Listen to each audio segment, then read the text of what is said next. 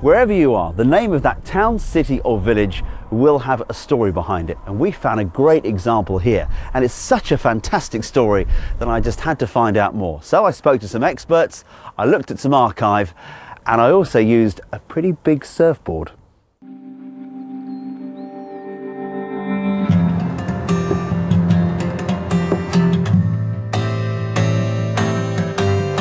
Have you ever been to a place and thought, wow, that's got an interesting name, I wonder how it came to be called that?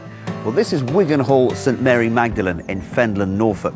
Wiggenhall is made up of two Saxon words, hal or hail, meaning all water, and wigra is a raging swell, but we are miles from the sea.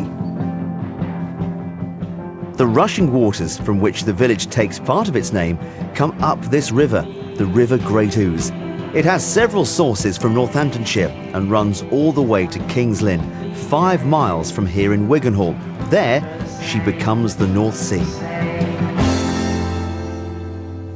This water's hardly a raging swell. At the moment it's low tide, but in 6 hours it could be very different, even this far inland.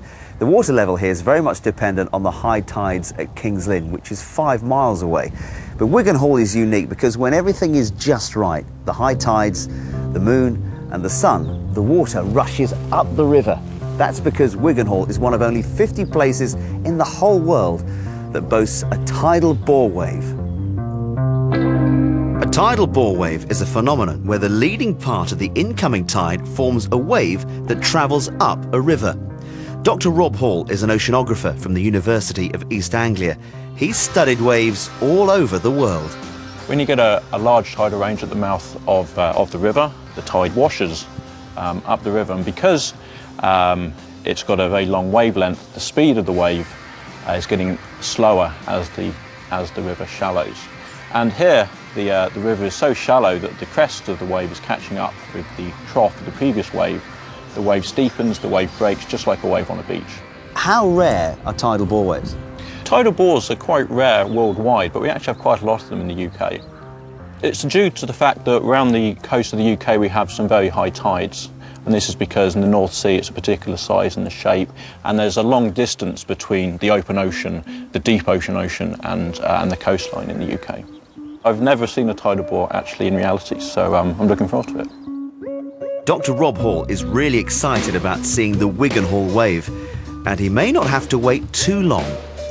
Wiggenhall hasn't just been geographically shaped by the river, the wave has shaped its history. This was written 200 years ago by the then vicar of the parish.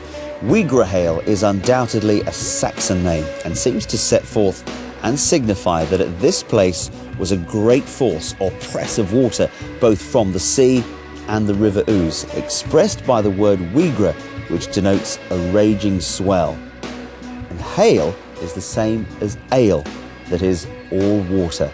Now this is a very old record of the tidal bore wave, but Wiggenhall being a Saxon name means that settlers would have witnessed the phenomenon more than 1,000 years ago.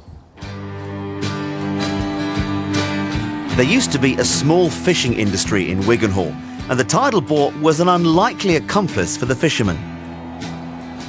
Peter Gagan's father and brother used to fish here.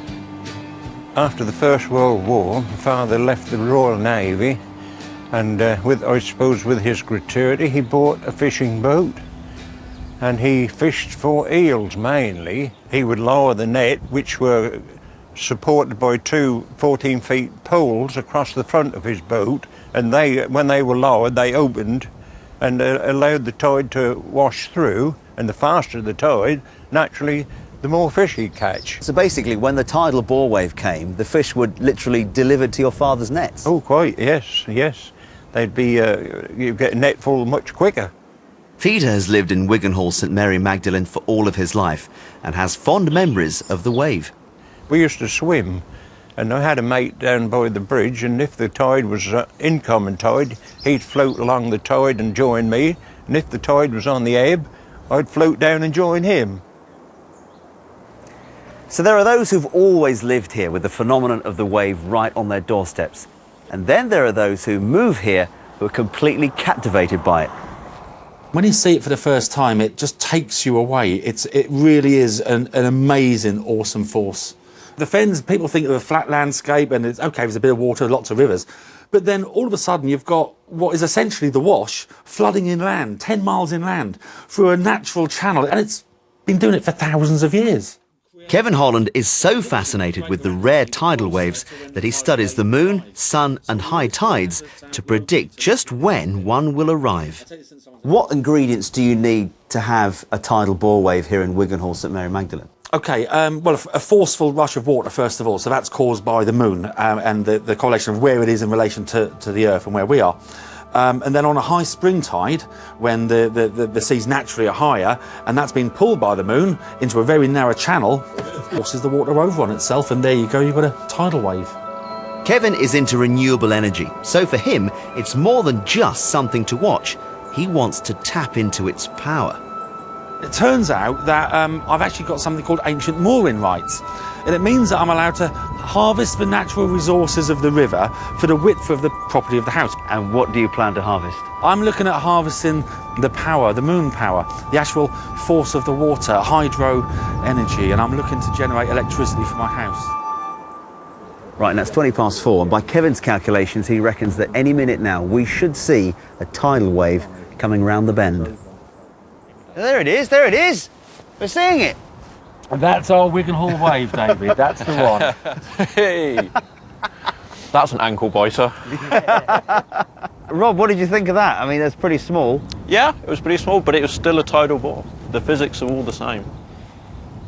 Kevin, why was it so small? I was expecting this 2-3 foot tidal wave to come in, and it was more like 3 or 4 inches. It was a 2 foot high tidal wave. It was just spread out over 1.5 miles. The reason it was so small is because the wind is quite a stiff northeasterly coming in off of the North Sea, and the water's just been pushed in a little bit faster. It's come 15 minutes earlier than predicted. It'll be bigger and better tomorrow.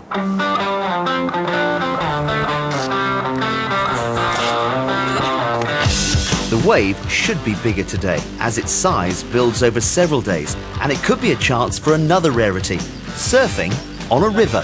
That's moving, that's moving. Okay, now when we were here yesterday, we saw the tidal bore wave come in, and it wasn't particularly big, but we're back here today. It's not like the 7 bore, where people surf it every year, but we're going to try and see if this bore will propel us along the River Grey Ouse, even if it's just a few feet. Well, it's pretty muddy down here. Oh, sugar!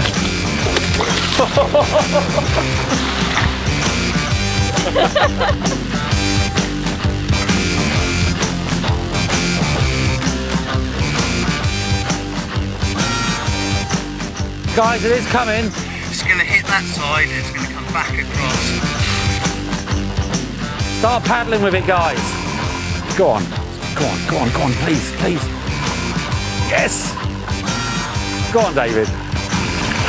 Wow, what an incredible experience. Riding one of only 50 tidal bores in the world. 4 villages around here have Wiggenhall in their name. So the Saxons were definitely right to name them after this captivating rush of water. Well, that was the Wiggenhall wave. It's great that people come and watch it. And what's incredible about this wave is that it's been watched by people here for a millennia. But I'm sure people back in Saxon times didn't try and surf it. I'm sure they had more sense than that. Give us a hand, mate.